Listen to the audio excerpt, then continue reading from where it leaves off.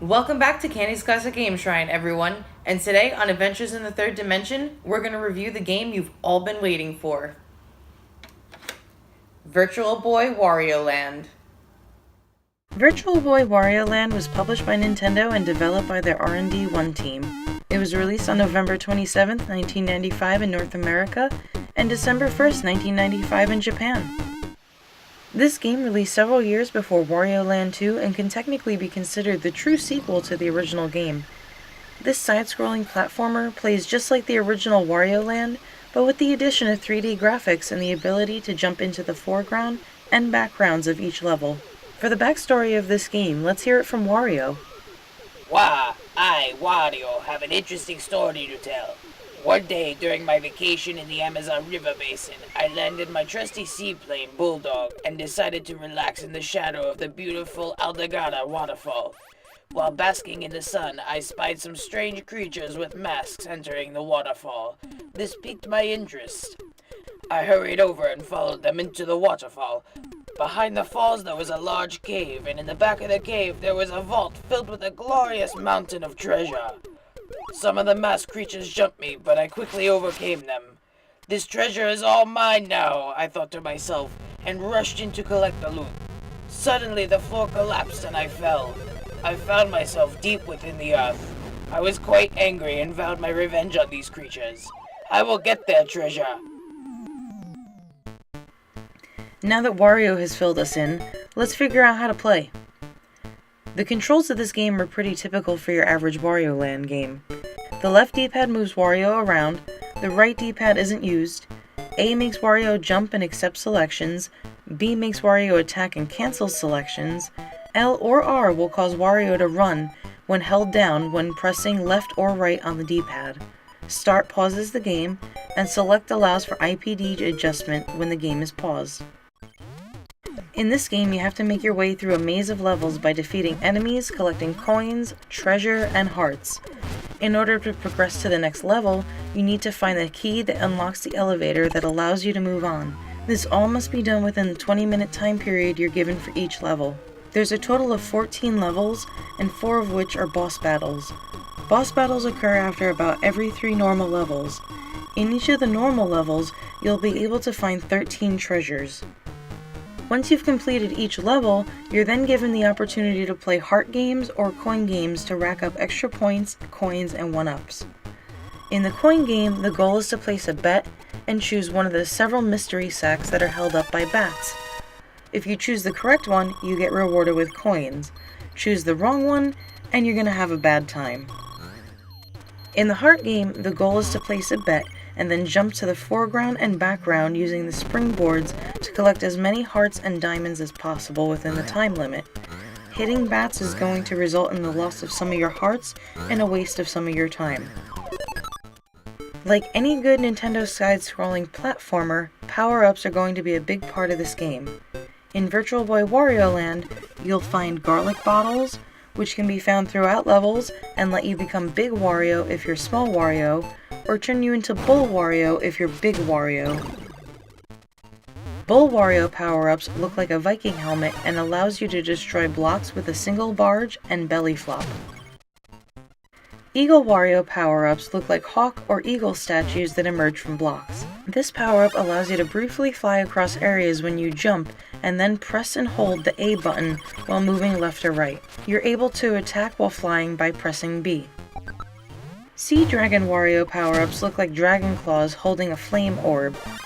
Gaining this power-up gives you the ability to breathe fire that destroys blocks and enemies.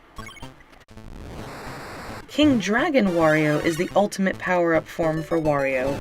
In order to become King Dragon Wario, you need to obtain both the Sea Dragon and Eagle power-up. Both of these power-ups combined allow Wario to spit a ball of fire and glide across areas of the level. There are 13 treasures to be found, and if you beat the game after finding all of the treasures, you'll receive the best ending. Yep, that's right, there's multiple endings to this game.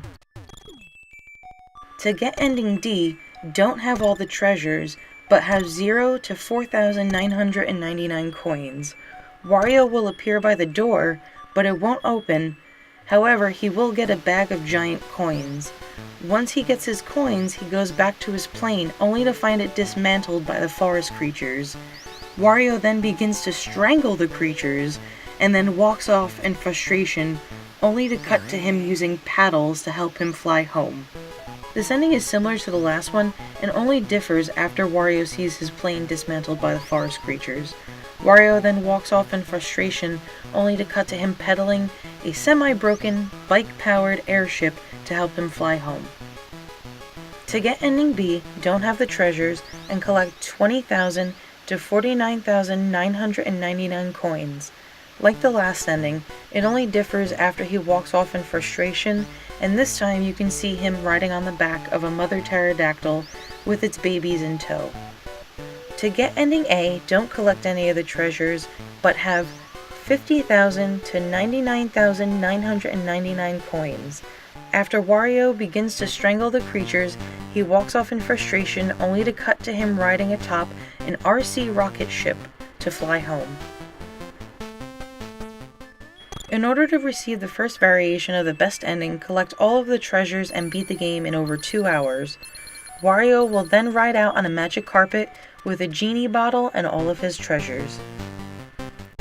For the second variation, collect all of the treasures and beat the game in under 2 hours, and you'll see Wario fly out on a magic carpet with a Playboy bunny, along with the genie bottle and his other riches.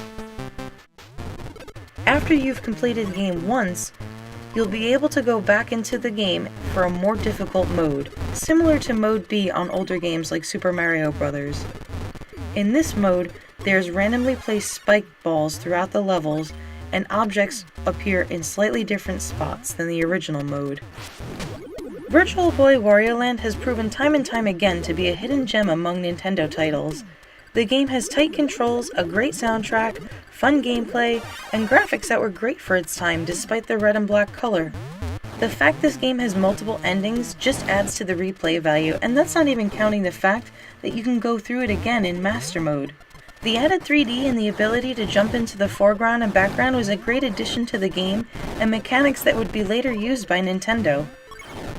It's truly a damn shame that this game was never released outside of the Virtual Boy. Nintendo needs to get on the 3DS Virtual Console release while they still support the console. It's a missed opportunity if they don't. If you're looking to add this game to your library, a loose US copy goes for about $20, and a complete in-box copy goes for about $50. A loose Japanese copy is about $25, and a complete in-box one goes for about $70. If you find yourself a Japanese copy that happens to be cheaper than a US copy, you'll be happy to know that it's playable for people that can't read or speak Japanese. Is this game worth buying? Yes, yes, 1,000 times yes. This game is hands down the best game for the Virtual Boy, and probably the best game in the Wario Land series. If you were to buy one game for the Virtual Boy and one game only, this is the game that I would recommend, even at its current price. So that was my review of Virtual Boy Wario Land, and also the final episode in Adventures in the Third Dimension. We've made it through all 22 officially released games for the Virtual Boy now, and we're done. So let me know what you thought of the video and the game in the comments below, and until next time guys, take care. I want to take a minute out to say a special thank you to my very first Patreon supporter, the SideQuest Gamer. Thank you so much for becoming a Patreon supporter. I'm truly humbled. Your contributions are greatly appreciated. If anyone else would like to become a Patreon supporter of mine, the link is in the description below.